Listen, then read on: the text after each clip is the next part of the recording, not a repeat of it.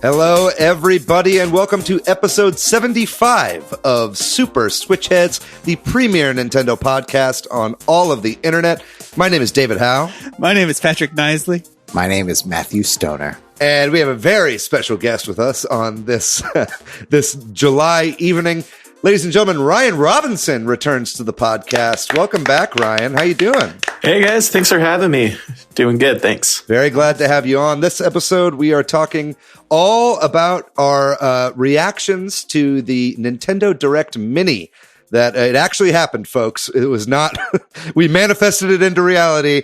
It happened on this Monday. We're going to be talking all about our reactions to it, some of the fallout from it. Some people are kind of disappointed about it. Then we're also going to be giving our impressions of Paper Mario and the Origami King, which I'm very excited to talk about. Is that what the game's called? Paper Mario, the Origami King, right? No and. Right. Yeah.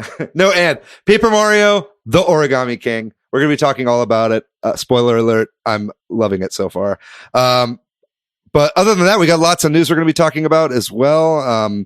There's lots of leaks still going on that weren't in the Direct that we'll be talking about. Some Summer Game Fest news, some news about Ring Fit Adventure and Rocket League and lots of stuff. So we hope you guys will listen to the whole episode, and we're excited to share it with you. How's everybody doing this week? Doing okay. Pretty good over here. Pretty good. What about you, David? Little update. My Joy-Cons have still not come in, and I have heard not word one from Nintendo about the repair. Think it's maybe time for me to reach out and see what's going on because I'm playing a lot of touchscreen games on my Switch. How about you, Ryan? You've been having a pretty okay week? Yeah, I've been playing a lot of Paper Mario. I've seen that. Yeah. So, yeah, I've been waiting a long time. Yeah. It seems like you're well prepared for today's episode. Yeah, I was going to try to beat it, but it's like definitely longer than I anticipated it being. But I made a good amount of progress. Lots of Toad dialogue. Oh, yeah.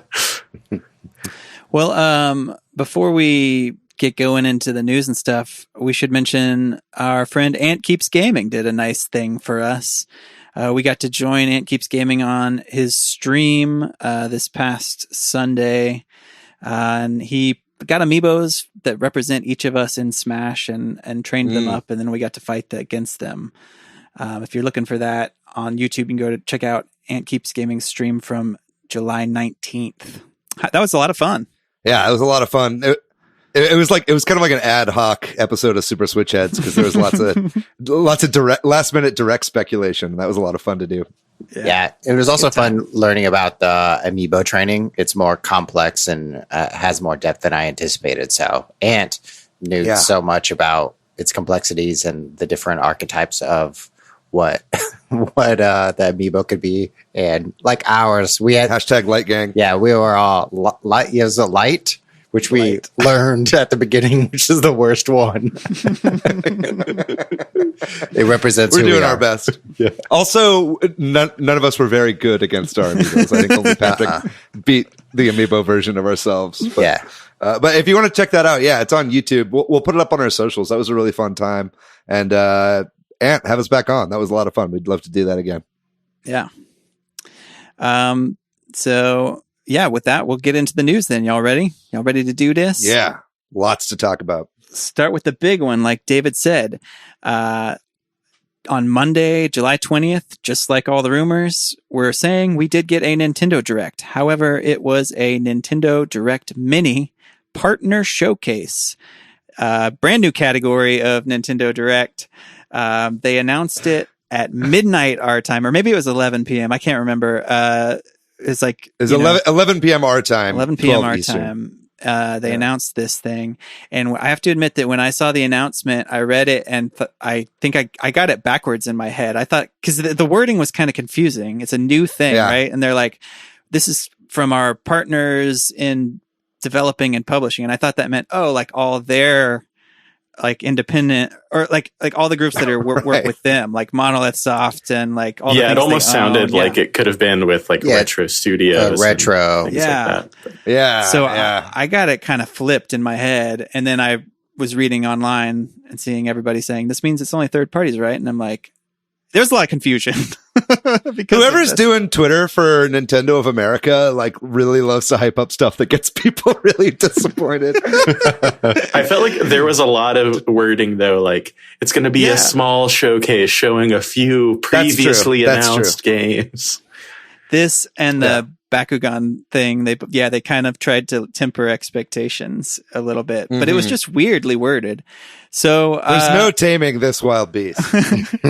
Yeah, so it turns out it was just the first of this new series of things, and they said that there will be more, which I also am wondering what that means. Does that mean more Nintendo Direct Mini partner showcases or more Nintendo Directs? Because it said there'll be more of these this year, kind of early on. And then we got like 5 games shown off, and that was it. As far as the what we'll get more of, what they were alluding to, I think they're definitely alluding to more Nintendo Direct Mini partner showcases. Nintendo Direct 2 Electric Boogaloo. This time it's personal. But it's like, because they definitely said like the first Nintendo Direct Mini partner showcase. Yeah. And so it was like, and I think even after that, they've said that there are more coming, which, you know, we just had like months of speculation for this, and it's like not over the speculation train now. Yeah. Because it could drop at any time. Yeah, it really feels like that didn't really quell anything, any of the speculation we've had for months. So let's go through what happened in this Direct Mini partner showcase. Yeah. And then let's talk all about speculation and kind of where we're at and the lead up to it and all that. So it started off with Cadence of Hyrule, which is the crossover Crypt of the Necrodancer Zelda game. And they have DLC, paid DLC this time, coming to the game in 3 different packs. And it's going to come out physically in October. And so that was an okay opening, I guess. Y'all jump in here anytime you want to. Yeah, I played Cadence of Hyrule, and you know, it was really fun. I didn't really think anyone was asking for DLC for it, but it's definitely a nice surprise. Yeah, it felt very out of the blue for me, given that this game is like over a year old at this point, and it's like hasn't gotten DLC yet, and they've just announced DLC. It just felt a little strange. It definitely wasn't what I was expecting, especially when I found out the Direct was only going to be 10 minutes long, and it was like 2.5 minutes of Cadence of Hyrule right at the beginning. I was like, oh, there's going to be nothing in this. Yeah, really tempered expectations, like even more than the tweets already had right off the bat. And we always kind of wondered why there wasn't a physical copy. I guess we now know that they had this probably planned to want to have a higher priced or justify a physical copy or whatever. Game of the Year edition. Yeah, exactly. It'll have all the DLC. Speaking of the DLC, one of the characters was Frederick. That's right. And in the voice chat, I don't know who Frederick is, but I learned that he's a shopkeeper, but I don't exactly know from which game. He's not from Zelda. He's from Crypt of the Necrodancer, I'm pretty sure. Oh, okay. Okay. Got it. They had to throw in like some of their own franchise in there too, you know? Yeah. That makes more sense. Yeah. So one of the DLC packs is new characters, and yeah, that one we were all like, who the hell is Frederick? Well, yeah, it went from like Impa and Dark Link to Frederick to Dark Zelda, and it was like the mixing. I was like, Skull Kid. Yeah. Oh, Skull Kid. Exactly. Yeah. So I was confused. I was hoping for some tingle action, honestly. Yeah. We all are. We all want that tingle action.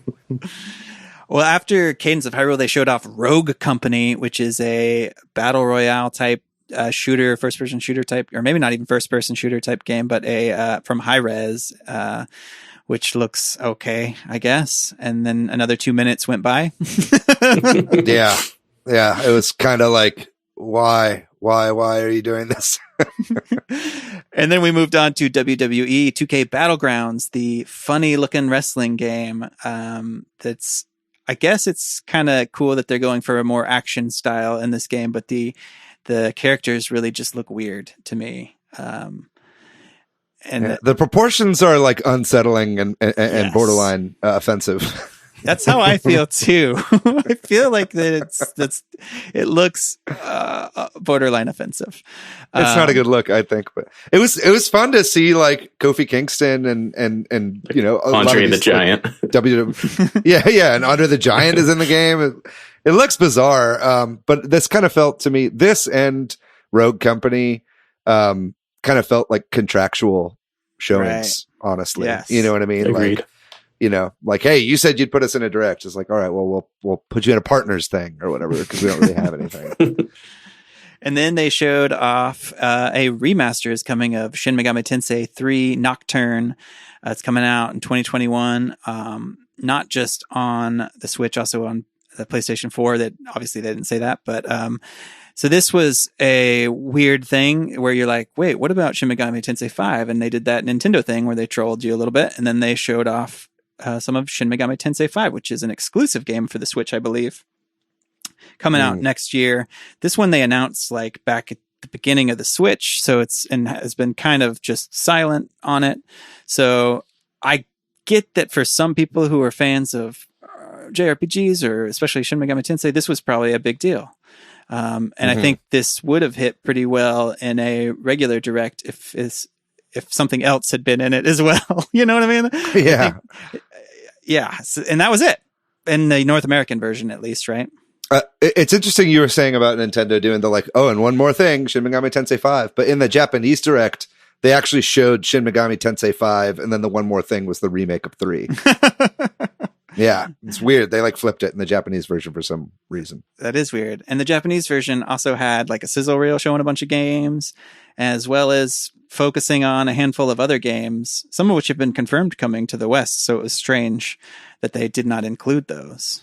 Yeah, they had the Atelier Ryza sequel. I think I'm pronouncing that correctly. I think it's is it Sakuna or is it Sakura? I think it's Sakuna. It's a really pretty game. And they showed that off, Fairy Tales, Jump Force. They had a whole bunch of games that weren't in the English direct that we know are coming. Do you guys have any idea as to like why they wouldn't put those in the?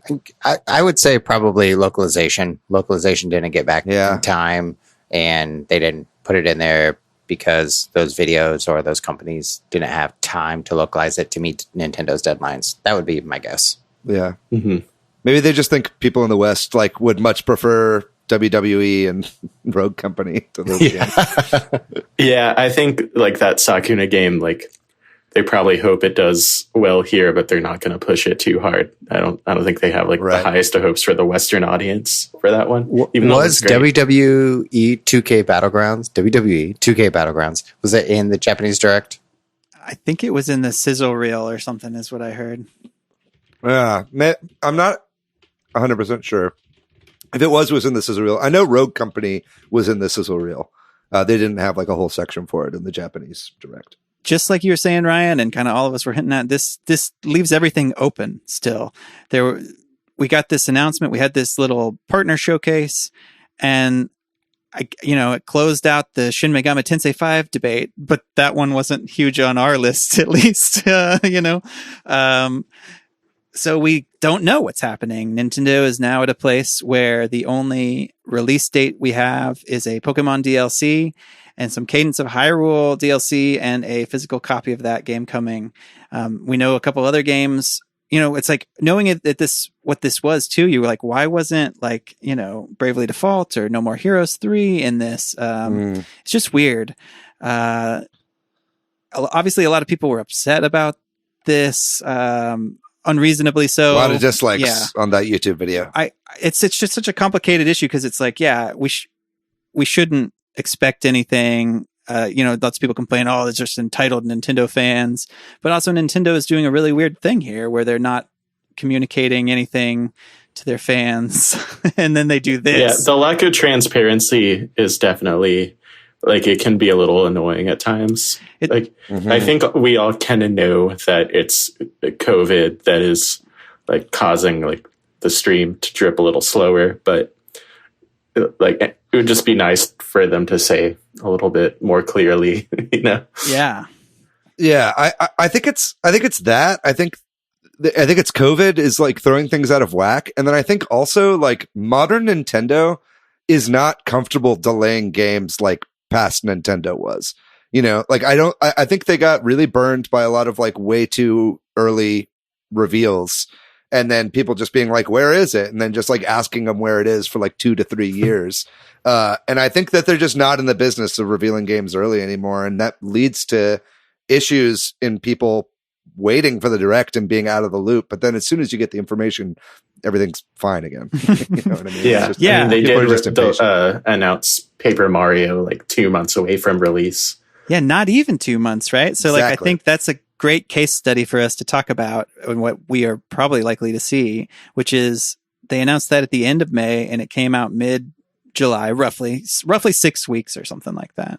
So like, I think we have to recognize that maybe for big games like that, that's what they want to do right now. They want to know for sure, and they want to announce them as close as possible. I think if you put the time out right now, that means we're not getting any first party Nintendo game till September if they announce one tomorrow or something, you know what I mean? Like, yeah.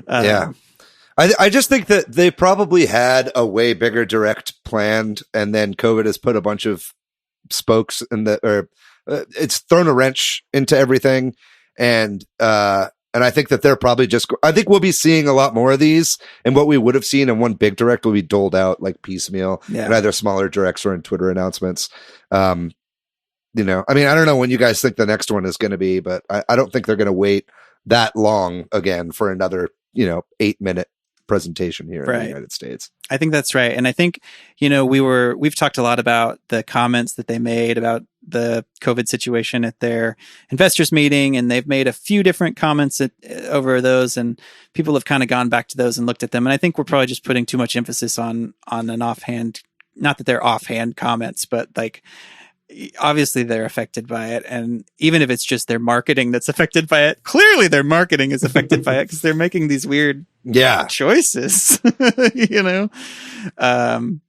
and then I think we should go into some of the lead up to this, because there were a lot of rumors and stuff that we're getting specific things from Nintendo first party games that didn't happen. Obviously, there's been Twitter evidence, I guess we call it, of like a Mario 35th anniversary account that got registered that looked like it's registered to a Japanese Nintendo domain. And then there was some of an F-Zero account that looked the same, which turned out to be fake. They posted some strange Japanese meme porn to F-Zero music. To F-Zero music, just being like, yep, this is right real. After the direct. Yeah. But the Mario one is still sitting out there. Yeah. As soon as I heard that, they're like, oh, we did this trick where we like checked emails. It's like, okay, now anyone can do that. Just make like a fake email that like has the same amount of stars that looks like it's owned by Nintendo, and then everybody will eat it up. So I think that from now on, we need to not look at as evidence of something coming back. We have to assume it's fake. And a lot of leakers were kind of, starting to confirm this July 20th date, and it felt like the things they were saying were that this was going to be a full direct and it was going to have the Mario announcements that we've been hearing about. And Nintendo tweeted out some like information about like Mario versions of board games and things that are coming. So it just all felt like this was falling into place. And there were these, there were some leaks on 4chan and other places that mentioned games like Moon, which is some old RPG that has been recently announced, that looks like it's going to come to the Switch. And stuff like that all kind of made it seem like all this was going to line up to be true. And then it turned out to be this partner showcase. If you take a look at like some of those 4chan leaks, like a lot of stuff before this direct ended up being confirmed that was on these leaks that gave it some credence. Like for instance, Atelier Ryza 2 was leaked beforehand, right? That was coming to the West. Like you said, Moon coming out. But then also like stuff within the direct, some of that, if you look at the Japanese direct, is accurate to these 4chan leaks. Stuff like Jump Force, being shown off. Let's see, like WWE 2K Battlegrounds, Final Fantasy Crystal Chronicles, which was shown off in the Japanese sizzle reel. Lots of stuff like that. So I think this just adds more fuel to the fire of like, they had something big planned and then they're like doling it out piecemeal. So we're back where we were with Nintendo speculation, no confirmation.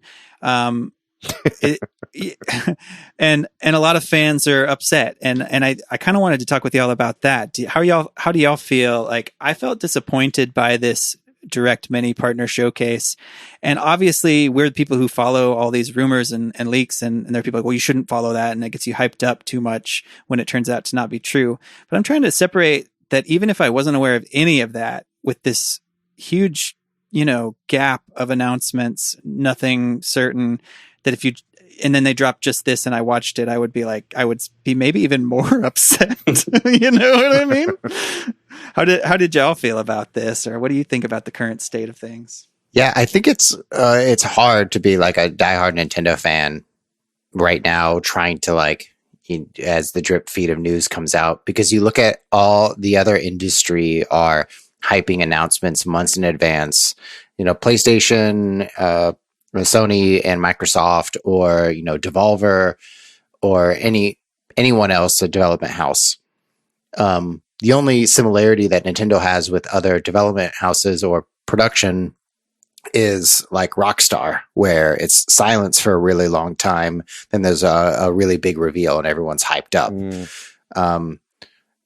And from a Nintendo perspective, I love the hype. I love getting hyped up about stuff, especially this Direct, even though I was disappointed. But the excitement is like talking with my friends and getting hyped up, and being on this podcast and talking about it. Yeah.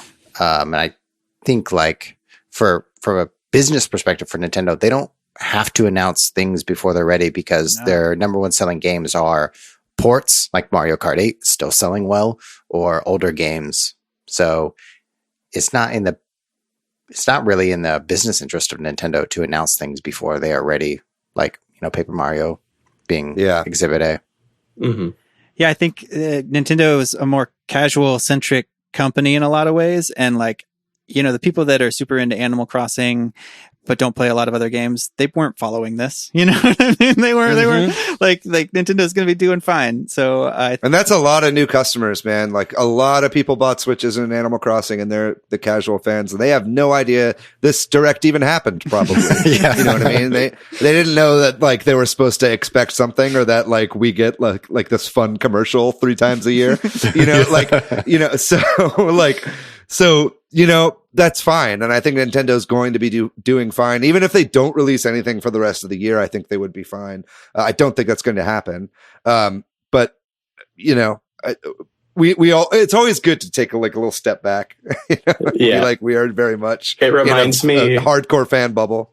It reminds me of the way Smash, people who play Smash will complain about how bad the online is and be like, why won't Nintendo listen to us and fix it? It's well, the vast majority of people who play this game are probably just playing with their little brothers, or don't care if the online is laggy or not. And it is frustrating. Right. And I think with the lack of new information, it's totally fair to be frustrated. It's totally fair to be disappointed. It's just when it crosses over the line into toxicity and harassment of employees or companies, that's when it just is. Yeah, it's a major problem. I mean, Kilios, the guy who, first said that there was going to be a Direct on the 20th, and everybody, was like, oh, I think I believe this person. It ended up being totally true. Even the night before, Kilios was posting they're going to announce it at midnight, and then it's going to come out at 10 a.m. Eastern. And both of those were exactly correct, even though people didn't believe it, because it's why would Nintendo announce something at midnight? Yeah. But Kilios has been getting tons of backlash, and it's Kilios predicted this correctly. Why are you ragging on him because you don't like what Nintendo did? So much so to the point that Kilios has actually said, you know what? People told me not to leak and that this would happen, so I'm quitting. So I don't expect to see any more stuff from Kilios in the future. Poor guy. That is very much the toxic fan base coming out to play. I don't know. Personally, I went into this with record low expectations personally, and so I wasn't really disappointed. I mean, it's disappointing that it wasn't something really cool, but I kind of was trying. I didn't even think it was going. I kept telling myself it's not even going to happen on Monday, just so when it didn't, I wouldn't be disappointed. And then it did happen. So my expectations were already exceeded there. You know what I mean? And then when it ended up, being this kind of ho hum. Unless you're a Shin Megami Tensei fan, that's awesome. Yeah. But like, if you're not, like, it's disappointing. I totally understand that, but for me, I think just like that would be a good advice for the rest of the year, because like you have no idea like what COVID has affected this year. Like, I think for the entire games industry, we all need to have very, very low expectations. Then anything we get will be a nice bonus. I mean, yeah, to that point, like that's all industries. Like if you're a sports fan, like I watch a lot of college football, like that whole season might be shot. There might be an entire group of athletes not able to play college football. And like, even as a wrestling fan, like wrestling WWE is pretty weird right now that they're wrestling in empty rooms with only, the wrestlers together. It's a strange time. They all got weird plastic surgery to give themselves strange proportions. It's just a weird year for them. They're on fire. Andre the Giant's alive again. Yeah, I think it's like also the fact that so many of the fans are people who now have nothing to do but sit at home and twiddle their thumbs and wait for news. That's a good point. When like the companies are affected too, and it's like now would be the perfect time to have all these new games coming out when people have nothing else to do but play them. But unfortunately, the companies making the games are affected too. Yeah. For sure. I mean, you could make an argument as to why like these massive protests have been going on, like, with such fervor and for so long, is because of this like pent up energy, right? It's like people need to put their energy somewhere. And unfortunately, a lot of people are spewing that at Nintendo. Yeah. And it's why people are in such visceral debates about masks and the future of the country, all that kind of stuff. Like it's a lot of frustration is spilling over into all sorts of things. And like you talked about the toxicity, unless y'all have anything else you want to talk about with this direct, people went and review bombed like various games after this, like Shin Megami Tensei games and stuff on Metacritic. And not because of that, but Metacritic has stated that they're going to be delaying the user reviews 36 hours after a game comes out, which isn't going to solve that issue. I guess it's a step in the right direction. I'm just glad they're doing something. Yeah. At least making sure people play through a game rather than just jumping on to say they didn't like the first 10 minutes of it is a good first step, I guess. Yeah, but people who are committed enough to review bomb will wait those 36 hours. Exactly. Yeah, that's nothing. But we kind of talk a lot about that, so I wanted to make sure we mentioned that. And then I think the direct mini thing and some of these other things we're about to talk about have caused some other people to say this too, but it kind of makes you miss E3 that there isn't like this one centralized thing. And maybe we can talk a little bit about that here in a minute, but like, cause Summer Game Fest had a developer showcase on July 20th and it was, weird. I don't know. Did y'all watch this thing? I watched some of it. Yeah. I didn't watch any of this. I don't know in Summer Games Fest, like what is pertinent to me as a gamer or, as a podcast host. I was like, I can't sift between what's cool or what's fun or what's of interest to me because I can't find an exact schedule anywhere. Well, if you didn't get enough Rogue Company in the direct menu, they talked about that game too. Oh God. But they had Scooter and Miss Piggy from the Muppets, like Scooter was kind of hosting it as if he was backstage, like at the Muppet Show, but it was, in somebody's house. It was just weird. And man, yeah. And Jeff Keighley loves the Muppets, apparently, y'all. They had like Miss Piggy on, and he did kind of an interview with her. It was weird, but it's like they're kind of cross promoting some Muppet Show that's on Disney Plus. But the other thing that was weird about this is that they had music, and we'll have to talk about this. They had like somebody play some music from Sayonara Wild Hearts. They had I'm not familiar with this person, Bayan. They're a Japanese music creator for video games for some developer. Yeah, he does the Pixel Junk. Yes, Pixel Junk game soundtracks, and he clinked ice for like a solid 30 seconds. It was a really weird performance. It was fucking lit. And then Bug Snacks, of course. There was a live performance Caro Bonito. of the Bug Snacks song, which is one of the worst earworms or best earworms, depending on your opinion. Talking about Bug Snacks. That game and song was definitely the highlight of the PS5 showcase for me last month. Yeah, there was some cool stuff on here though. Day of the Devs did like a virtual showcase during this Summer Games Fest thing. That usually happens in San Francisco every year. It's like an indie developer showcase. So if you're interested in some of that, like they showed off I Am Dead, that game that's coming to Switch, and a couple others. So it's worth checking out if you're into indie stuff. And then we have the big Microsoft event coming shortly after this podcast comes out, July 23rd, Thursday morning, our time, Central, 11 a.m. So we'll see. Are y'all excited about that? Nope. Oh yeah, I'm stoked. Yep. I think it's going to be big. I think, you know, when I first heard there was going to be this Nintendo Direct on the Monday, or we thought it was going to happen, and then this is like, oh, this feels like E3, and then now it feels like I miss E3. It's like I miss knowing that it's going to be a decent showcase from everybody. Yeah. This is sounding pretty good though. I mean, we don't really get that much into like Microsoft and Xbox rumors on this show, but those have been circling as well, just as much as the Nintendo rumors have been. And it's sounding like it's going to be a really good showcase. So we'll talk about that next week, I'm sure. And then Rocket League is going to go free to play. I don't know a whole lot about this. It just got announced today. It sounds like they're moving to the Epic Store, but it's free. Mm-hmm. I guess because they got purchased by Epic, but so that's interesting. They're changing their model.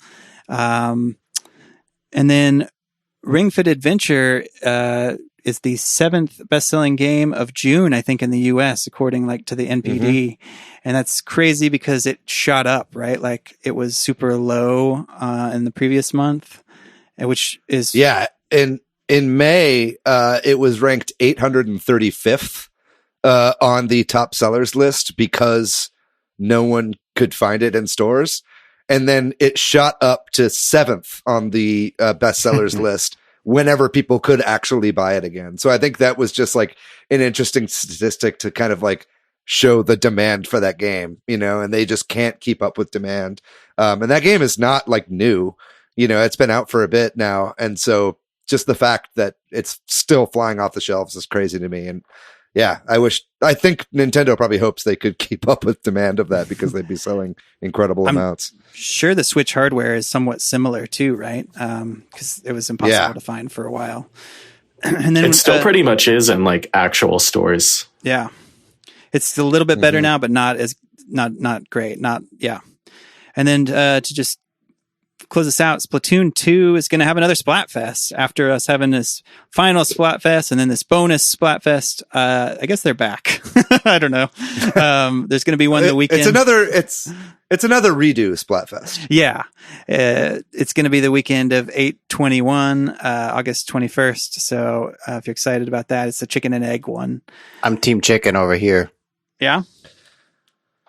Well, let's talk about that real quick. I mean, like, where'd the chicken come from, man? Was it God? You think just God made the chicken and then the chicken made eggs? Well, yes, I do. Yes. You think one day the world was just sans chicken, and then one day God was like, I want some chicken on here, and then poof, there was a chicken that was self-replicating, and then it made a husband, and then it had sex with that. Well, then after that, he made a huge flood. He flooded and destroyed thousands of lives. And then the chicken came. Thanks for joining us on our Christianity podcast. And then to close out our news section and to kind of transition us into our one of our topics for the day, which is the new Paper Mario game, Video Game Chronicles, VGC.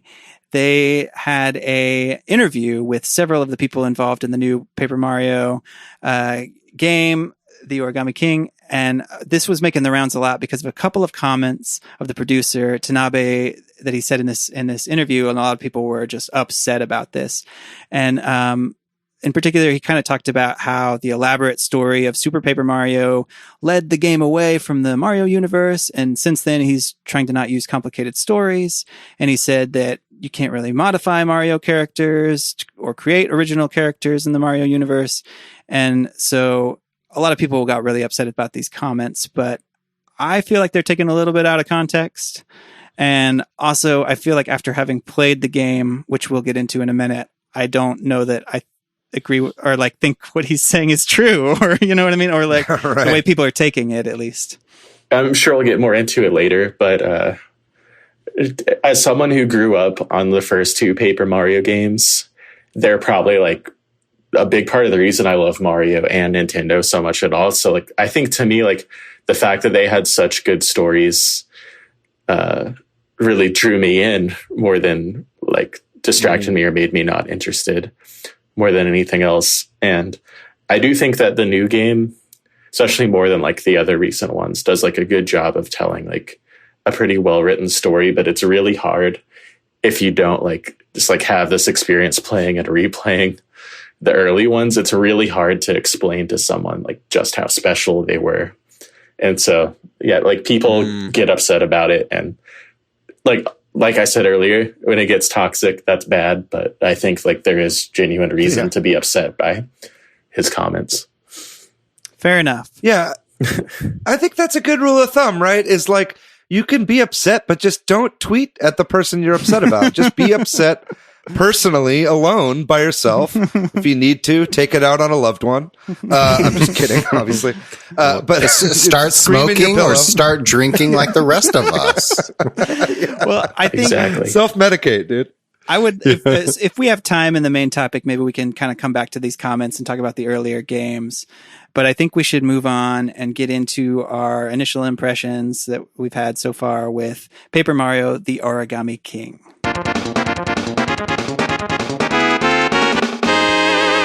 So we're going to be talking all about Paper Mario, the Origami King. Came out just this past Friday, July 17th.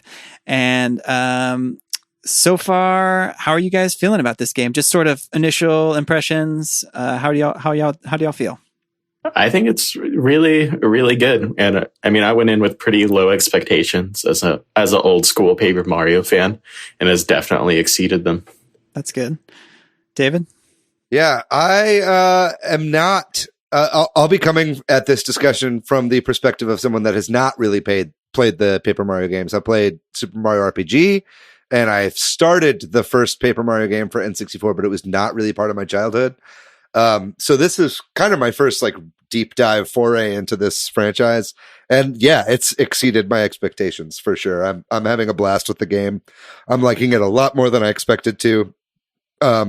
Especially like after the first couple hours of the game, I was like, man, I think this game is pretty bad. And then like I hit like hour 2.5 and I was like, oh shit. Okay. I get why this is fun now. The over tutorializing is a big problem. Yeah. And it continues to be, but it's like never as bad as it is in the beginning. Yeah. Yeah. And as soon as I like first took my first bit of damage in a battle, I was like, oh, okay. It's a real game now. So like 6 hours in.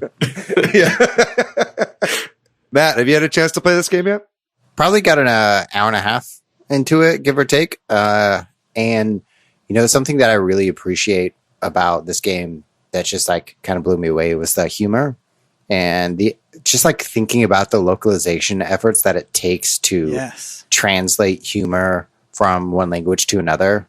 And if that translates to different cultures, I was just really impressed by the writing and the dialogue and the humor and what that might have taken from a localization perspective. I just really enjoyed it, even from the short impression. I do constantly wonder what like how the Japanese dialogue compares. Yeah. Mm-hmm. I'm always amazed in games like this where humor is a big part of it when it's Japanese too, when there are like pun jokes that are implicit to the character. I'm like, how do they pull that off? Like, you know what I mean? Like when there's all these, I think they just write all brand new stuff. Yeah. Like it's all like, yeah, they're like two separate scripts for a lot of the puns. It's crazy. And stuff like that. Mm-hmm. Yeah. Yeah. That's the Nintendo Treehouse, man. They've been doing this shit since the 90s, and they've been like the localization team at Nintendo. And Yeah, man, they do a great job, and they've got their own voice down, it seems, when it comes to like humor in video games. I also, just before we get into all the specifics, want to say that I love this game. Like, I really like it. I don't think it's as good as like Breath of the Wild or Super Mario Odyssey, but it is like, you know, if those are A+ games, I think this is an A game, or if those are A games, it's B. You know, it's like top tier of the second tier, or whatever you want to call it, for the Switch games. I feel like I'm pretty deep into it too, and I just really dig it. I think. Yeah, I'm enjoying it more than Luigi's Mansion, which was another game that I was also pleasantly surprised by. Right. I would agree with that, you know, or I'd say it's about the same. And, you know, like those are on par for me of like the experiences. And maybe I'm sure we'll talk all about this, but, so yeah, Paper Mario has been around for about 20 years. Like Ryan, you're kind of talking about, you grew up with those games. I'm kind of like David, this is my first Paper Mario game, because about the year 2000, 2001 is when I kind of stopped playing Nintendo games for a good period of time. And so I kind of missed Paper Mario. And this is the 6th game in the series. And I know, Ryan, you've played a lot of these games, especially the first few. Yeah, I've played all of the mainline games except for Sticker Star. Is that the one that was on the 3DS or the Wii U? Yeah, it's a 3DS one. And Color Splash I never finished because I found it to be very tedious and boring. Gotcha. But all the like the first 3 I've finished multiple times. Cool. So I got like a lot of talking points for us to kind of talk about, but I think because of the criticisms of this game, I thought maybe we could talk about just the battles up front, because I think that's such a big part of it. A lot of people are critical of these games because they don't have experience, like where your character gains experience in a traditional RPG, but it's got RPG elements to it in the battles. And this game in particular has these sort of bizarre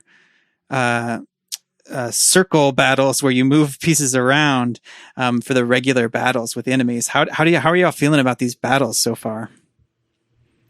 I think once the game starts off, the first like few dozens of battles you're doing, you get kind of worried because you're like, this is very simple. Like I think it probably took me about 5 hours into the game before I like took legitimate damage. Like I would take damage for like accidentally falling into one of the holes that you fill in confetti or something. But yeah. But after I got past like the second chapter of the game, like it starts to ramp up, and it's like you need your coins to buy yourself some time. Sometimes like you need to like ask for help from Toads. So for that reason, I think they're pretty good. And the coins, although they aren't experience, I found that like I needed them pretty often. I found myself like running low at times.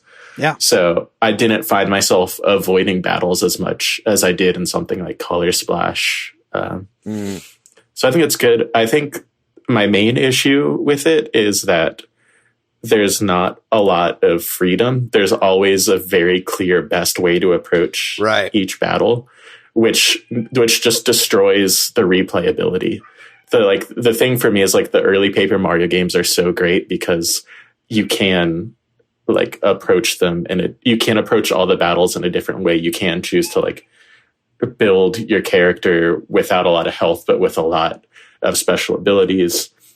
And that's something that like 20 hours in, I'm still not that there's like there would be no reason to go back and replay it. Yeah, and I agree, and it sounds like your cat does as well. I'm so sorry. No, it's okay.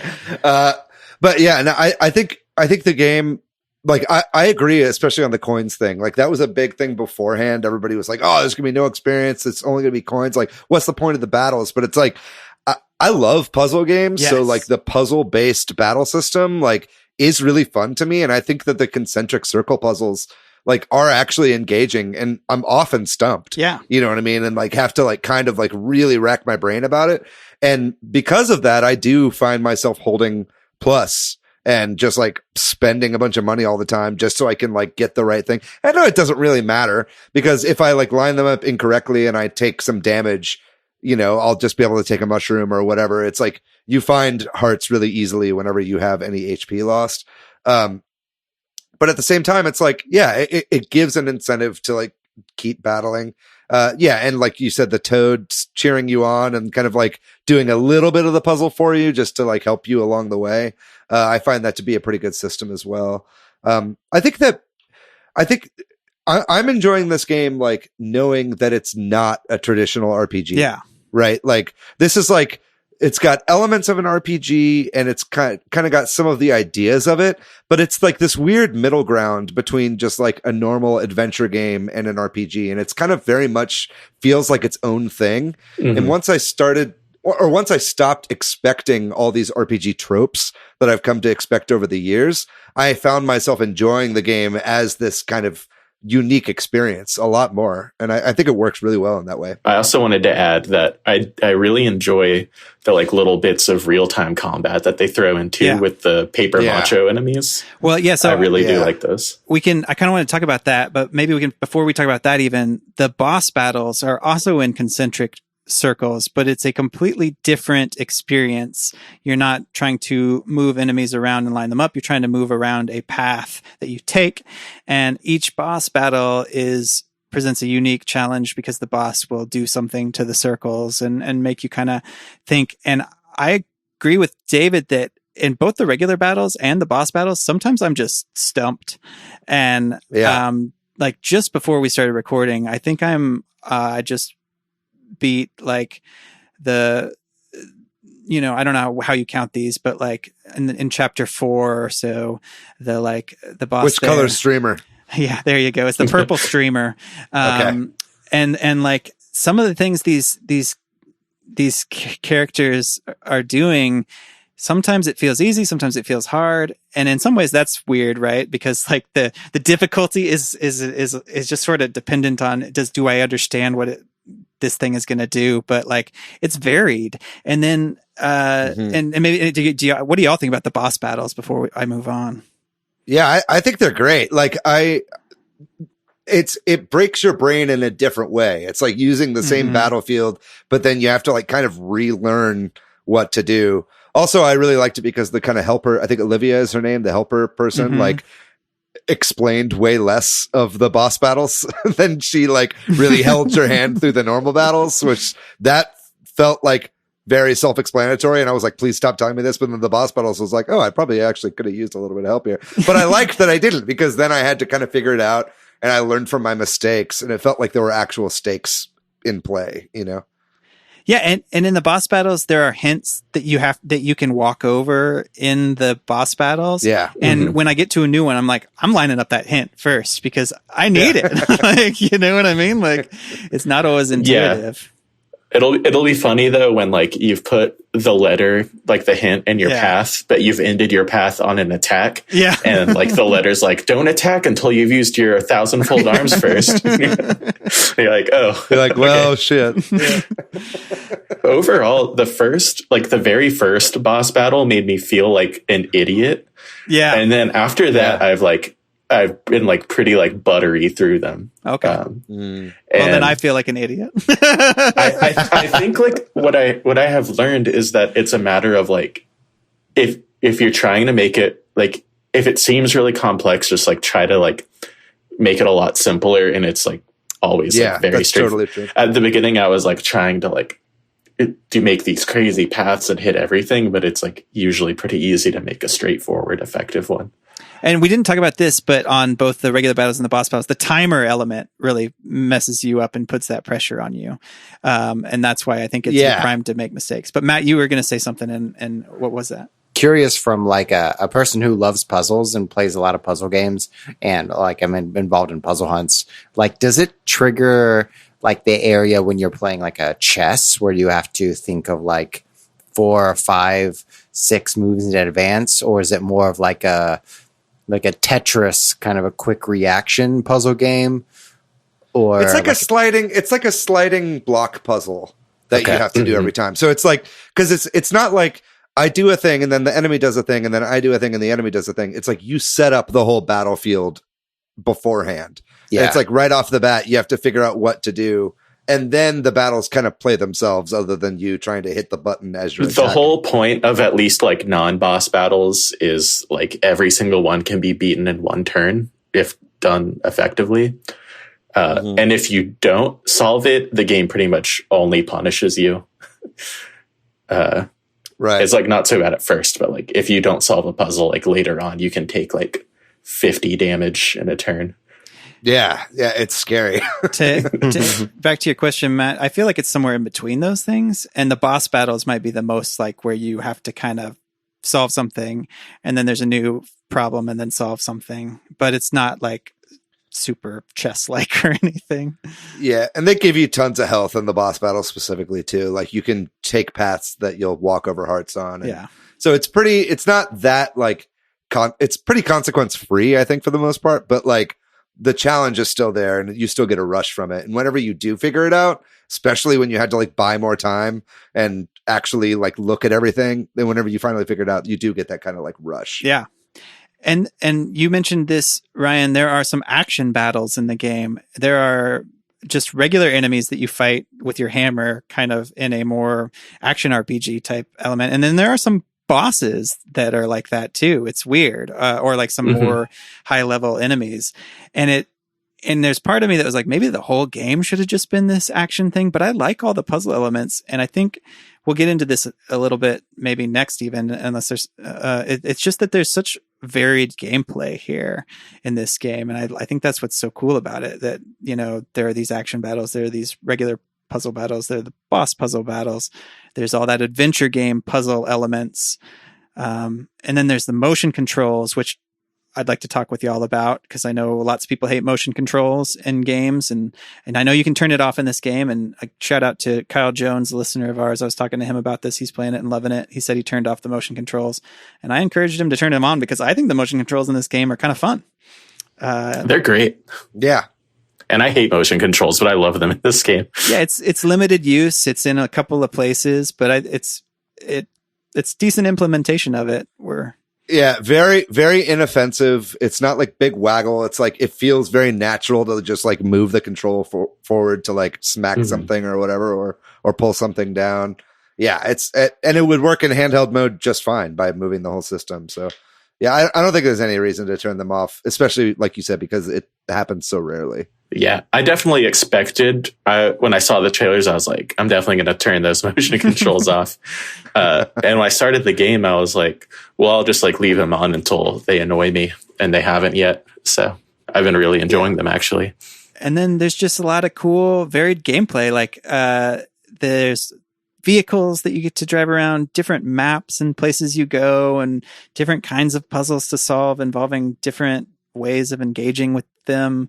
There's some light platforming parts. It's just cool. I think that's one of the strengths. One of my favorite parts of the game that I didn't realize I would like so much is finding all the toads. And they've got like several kind of tracking methods that can make it easier for you if you get stumped.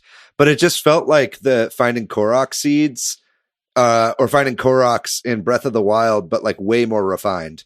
Right. Like, and it's like every time you got it, it didn't just say the same. It wasn't just like, yeah, you found me. Like every time you find it, it has a unique little bit of dialogue that I just always want to read them because they're just always very funny. That's kind of been a lot of Nintendo's design philosophy on this console, is like the Korok seeds and temples and Breath of the Wild, or the moons in Mario Odyssey. Like all their games have something thrown in to where, you know, if you're on the bus or something and you have 15 minutes to turn on your game, you don't have to commit to advancing the story or like making huge progress. You can just go find some toads, you know, go fill in some holes. And I think that kind of segs into something then, which is that this game kind of has like achievements and almost like, you know, when you get all the toads in an area, it tells you. When you get all the hidden blocks in an area, it tells you.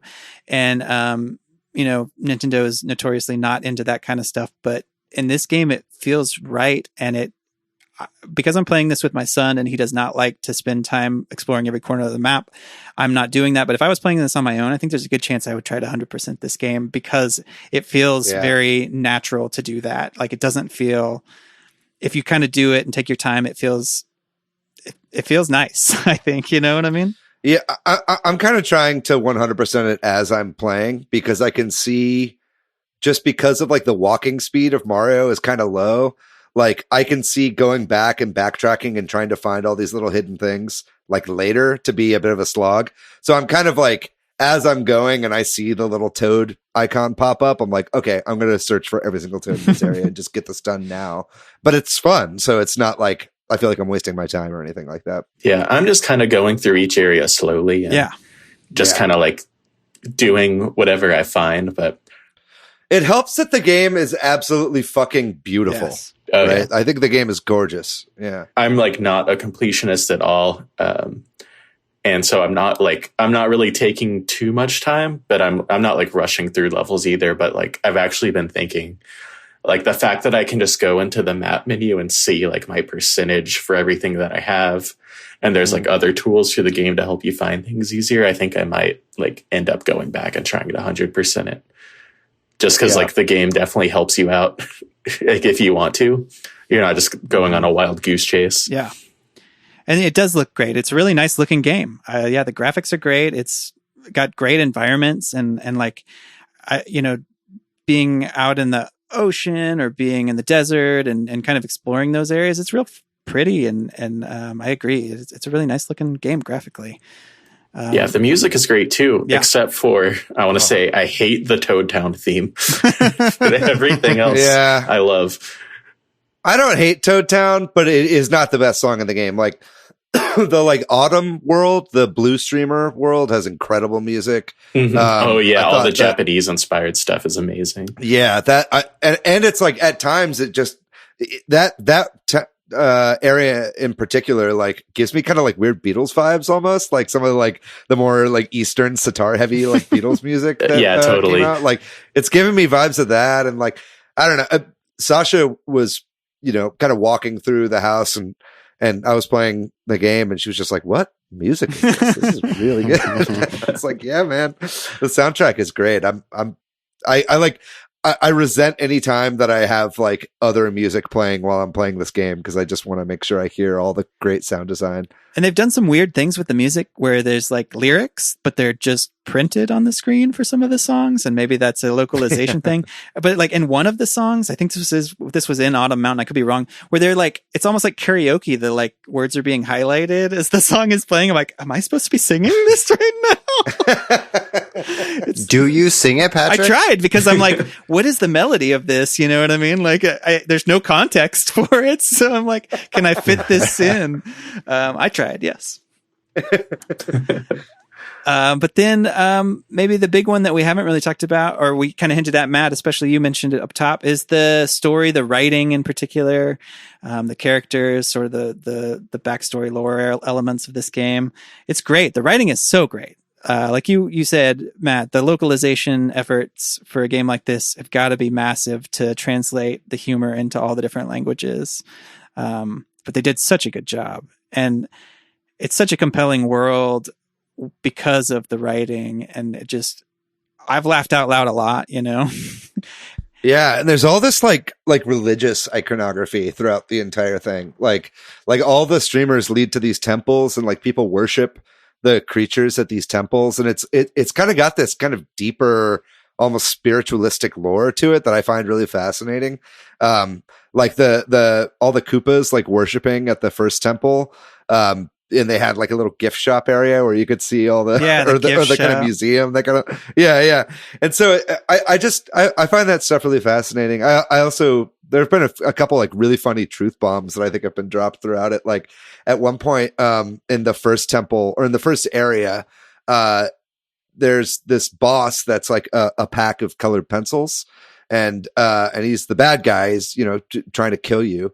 So he's definitely a bad guy, but he has drawn art inside of the area that you explore, and your companion is constantly like, this is really good art the whole time. And then you finally realize that it's been made by this terrible boss. And then whenever you defeat the boss, the companion was like, man, that guy was a real jerk and he was a real bad person, but his art was really good. I guess you can really separate the art from the artist. And I was like, yeah, these are some truth bombs, dude. I did love that. On that note too, like the vocabulary of this game is very high level. Like I feel like I'm playing this game with my son who can't read.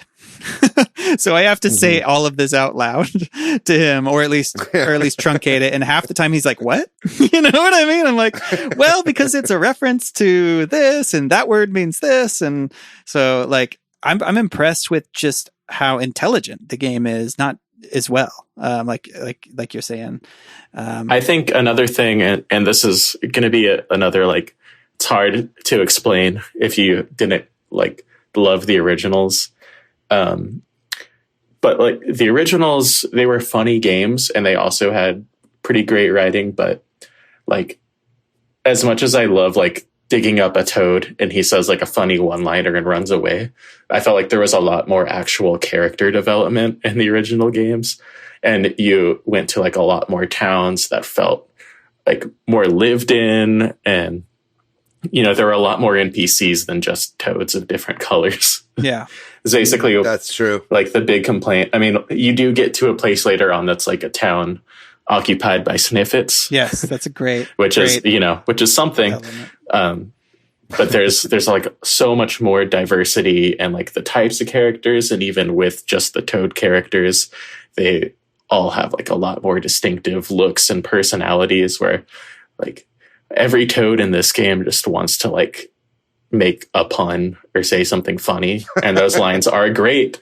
But I would I would take the type of world building and character development from the earlier games over what these games do. But it's two different styles of writing. It's making me want to go back and play those earlier games, because I totally missed those, and it's like, I feel like a lot of the stuff that I like in this would feel expanded in those games, which is something you don't necessarily see when you go back to an older game in a franchise. You know what I mean? Mm-hmm. So hopefully they bring in 64 games to the Switch. That's Mario. I think that's a fair point, Ryan. I see what you're saying about the character development. It is kind of a shallow game in that way. There are a few moments here and there, and some of the characters like Olivia and the origami stuff. I think there's some interesting stuff there. And the like villain characters used to get a lot more development too. Like through how much I've played so far, I've only seen King Ollie one time outside of the opening. And you used to, in like the first two games, after every chapter, you would get like a B chapter that you would either play as Bowser or Princess Peach and like see what was going on with them while you were doing your thing. That would be cool, yeah. And I really miss that. There is a little bit of the sort of backstory that comes out in the part that you and I are maybe close to, and I think that's pretty cool. I didn't want to spoil that. I don't want to spoil it either, but I do want to say that I think that's cool that they do address sort of how this came to be and that kind of stuff. And that's where I'm like, maybe they're a little critical of, or like that story comment. It's in there. It's maybe not as good as it could be. I see what you're saying. I think that's most of the big talking points we had. I think I hear what you're saying. I think there's great characters in here, but I see what you're saying about maybe some more character development. Like I like when Mario goes into the coffee shops. Have you all been in any of the coffee shops? I feel like those are those kind of slower moments where we kind of get a little bit of glimpse of some of these characters, but we could have more of that. Taking the game for what it is, I'm really enjoying it. And I think it's a very easy game to play, not necessarily in difficulty. I mean, it is easy in that way as well. But it's kind of like comfort food of a game, I think. You know what I mean? It's kind of like, I don't have to try super hard, it was like super late last night. I was trying to like play a little bit more before this podcast. And I was like, my mind's not really quite ready to do like a temple right now. Yeah. You know what I mean? I don't want to, cause some of that can get kind of tough. I don't want to interrupt you, but like, I play this with my son and sometimes he's impatient and I'm like, hey, I need to take a break because I can't figure out this, how to solve this, puzzle. And I mean, more like an adventure game type puzzle where you have to get this from this person and take it to that person. You know what I mean? I'm like, right. Because it's not hard, but there are a few times where I'm like, I'm not sure what we're supposed to do right now. And I think that's enough. Yeah, they're not quite Zelda dungeons, but they're still pretty tough. Yeah. I forgot to bring that up, but some of the dungeons really are kind of like Zelda light-esque, which I thought was fun. Like they're usually pretty short, but like, they have some of the similar puzzle solving elements. The water volumental. Yeah, I was going to say that's the temple. Best Zelda water temple of all time. Yeah. Yeah. Well, I'd love to just kind of close this out then with any, anything else you experienced with this game or any thoughts. I think this game got a real bad rap from the get-go because of the fandom, and I understand what you're saying, Ryan, and I'd love to hear you kind of speak to this, but I really like this game, and I think it's a great game on Switch, and if you were out there and you were hesitant, I recommend it. If anything we said here today speaks to you. So that's I mean, as the person who's a fan, who's like a diehard Thousand Year Door fan and was very cynical about this, I vouch for it. It's a great game. Or at least approaching great. I haven't finished it yet, but I think it is. Yeah, since we're an audio podcast, but we're on video right now. I've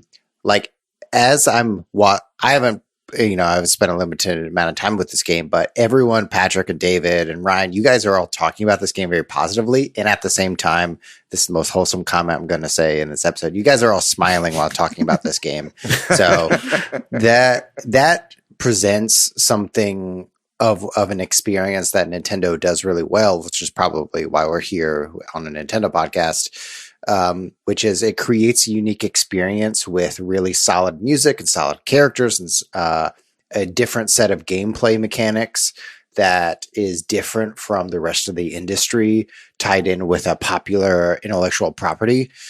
I think just that kind of wholesome nature of how we talk about it, it reminds me of when we were talking about Luigi's Mansion 3 last year, when it was a surprise and it was like, there are satisfying gameplay elements. Sure, there are some areas of opportunity, but overall, it's a positive experience, which is like what we all need right now. Yes. A positive of something that we really enjoy, which is video games. You summed that up brilliantly. Thank you. Very well said. I totally agree with that. I think that this, and like you guys said beforehand, I think that this game got a lot of negativity before it came out. I think, and Paper Mario fans are hardcore. I mean, they've been playing since the beginning, and it's a lot to live up to, especially when the quality of those first few games was so high. But I think a lot of that negativity that I was seeing online, I just don't hear that anymore now that the game is out. I think the people that are actually playing it are having a good time. And yeah, maybe it's not what they wanted. It's not what they expected. It's not Thousand Year Door. It's not Bug Fables, right? but it's really good for what it is. And it's like, if you can take a step back and kind of view it for the game that it's trying to be, instead of holding it to some standard that it's not purporting to be, like, I think the game holds up really, really well. And it's a great game for a bunch of people that just bought a Switch for Animal Crossing and are kind of new to video games and want an experience that's going to take them through, but still has a good story and like some depth to it. I think this dropped at the perfect time, and I hope this game does really, really well. Yeah. Also, the fact you brought up Bug Fables, I think, like, also for the fans, that might also soften the blow for them a little bit. That this isn't like a classic Paper Mario game, but they can enjoy this like genuinely good, different game, and then they can play Bug Fables too. So yeah, exactly. So play Bug Fables. Just do a character swap with the Mario characters. Just use your head cannon, and you'll make it a Mario game. Awesome. Well, I think we'll take a break and we'll finish up our episode with some of the other games we've been playing recently. I have been playing a lot more of Hollow Knight. We talked about this last week about how it's a, challenging game, but I became re-addicted to it. I just love that world and the map and exploring it, and the bosses are really hard, but I'm just super into it. That's pretty much all I've been playing, and I've been playing it on my Lite a lot, which is a great game for that. It feels really nice on there. It looks really great. And honestly, other than that and some Smash with y'all, I've just been playing tons of Paper Mario. My kid is obsessed with it. Like, literally, we wake up and he's like, Paper Mario? And then we're like, just before this podcast, he was like, can we play a little bit before I go to bed? And I'm like, no, I got to go do this thing. So we're really into that. Those are the only games I've really been playing this week. Your kid needs to leave more YouTube comments on our YouTube videos. Yeah. I can't wait until Magnus is listening to these podcast episodes. He's like, Dad, you talked about me all the I'll stop time. talking about him at some point soon. Probably. He'll be 50 years old. You'll be long dead at this point, Patrick, and he'll just be sitting back and listening to the entire Super Switch Headz. I hope he doesn't. He will, and he'll know you love him. I'll go next. I've been playing Paper Mario a little bit, and mostly been putting hours into Ghost of Tsushima, and playing that on PS4. And the combat is excellent. It's a very pretty game. Awesome. I think overall it's probably like a B+ experience for me. Okay. It's by Sucker Punch, so it uses some of the, what is that game? Infamous engine. And so some of the particle effects and the mission structure feel a little bit dated, like really early PS4, Xbox One era. Yet some of the mechanics that I felt like really worked out well, that makes you feel like a samurai, so the battle mechanics work really well, and they're different stances based on the enemies you fight, whether they're sword or shield or a spear. And those stances, and the stances and the animations with the stances are super fluid. And all of the costumes and the clothing that you can get in the game are great. But my favorite aspect, as a person who's always wanted to be a samurai, and your boys always wanted to be a samurai, I talk about it in every episode, is that true? That there's a button that seems very simple to like unsheath and sheath your sword. But after you're done with the battle, there's blood on the sword. And when you sheath it, he wipes the blood off the blade and then sheaths it. Nice.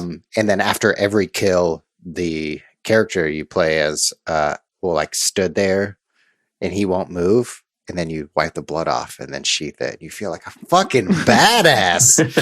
And it's so enjoyable playing that game from that perspective, to feeling like you're in a samurai movie. Can I ask you about the UI and like the leaves thing? Like, isn't it true that like it guides you where to go by blowing leaves and stuff? Does that work? Does it feel weird? Does it? Yeah, like if you're playing a Grand Theft Auto game, usually there's like an arrow that appears in the world, and you follow Not just that. like a bunch of newspapers floating around.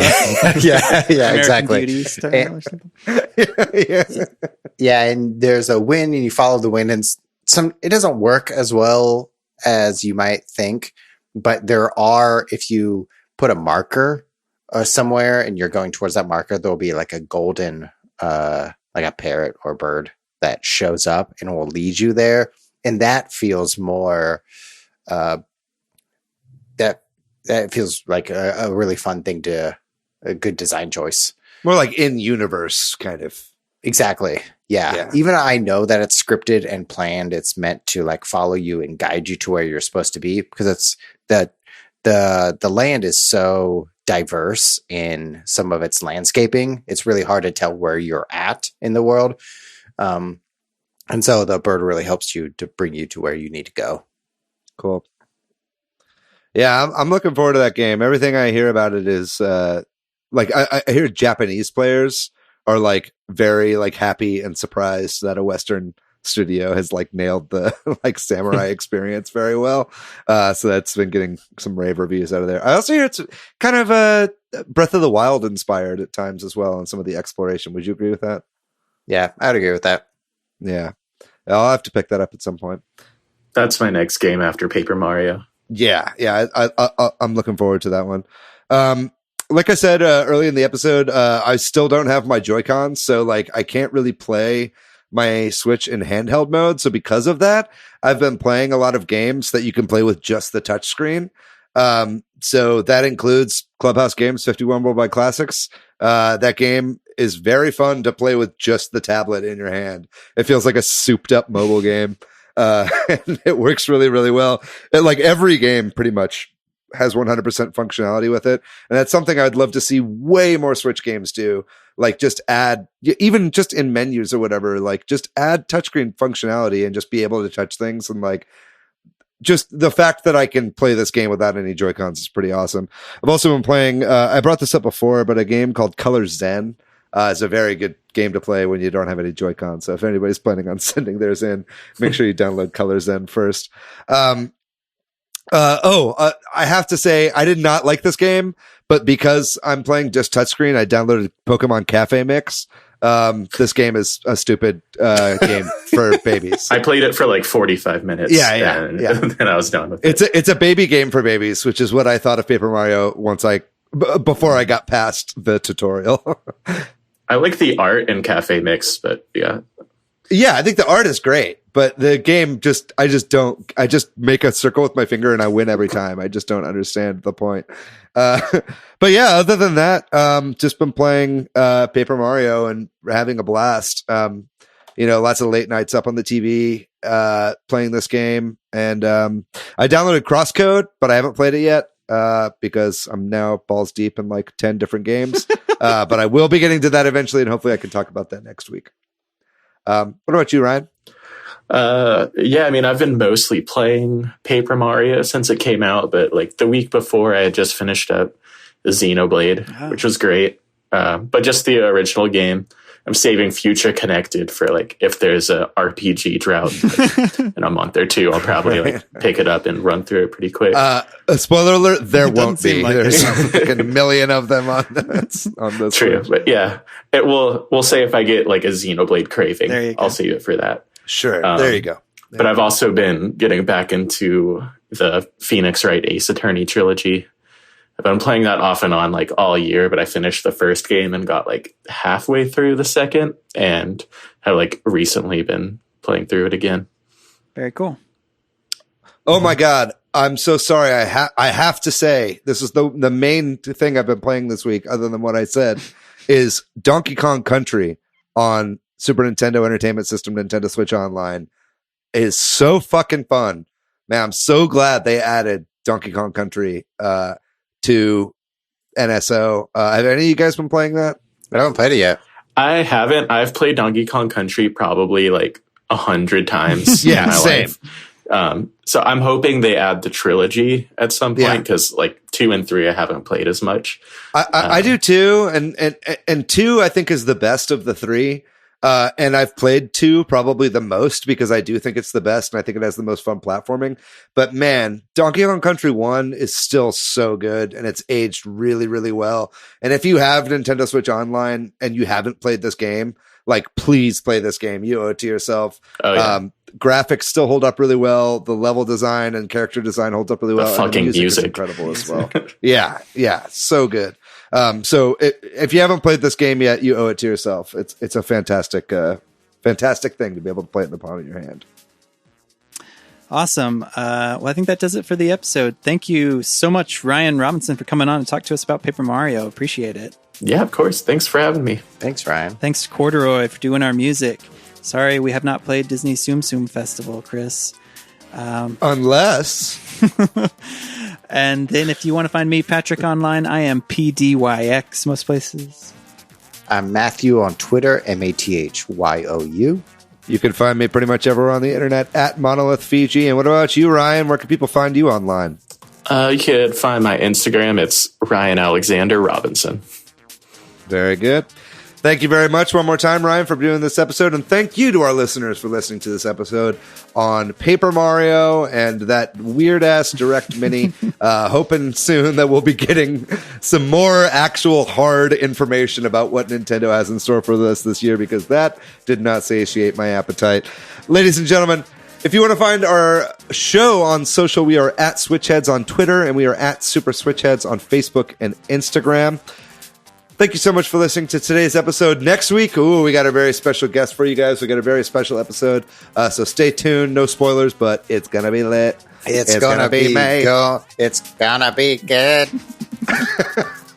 So make sure you tune in for that one. As always, keep fighting the good fight out there, everybody. Keep washing your hands. Wear a fucking mask. Don't be an asshole. Other than that, we love you guys. We'll see you next week. Bye-bye.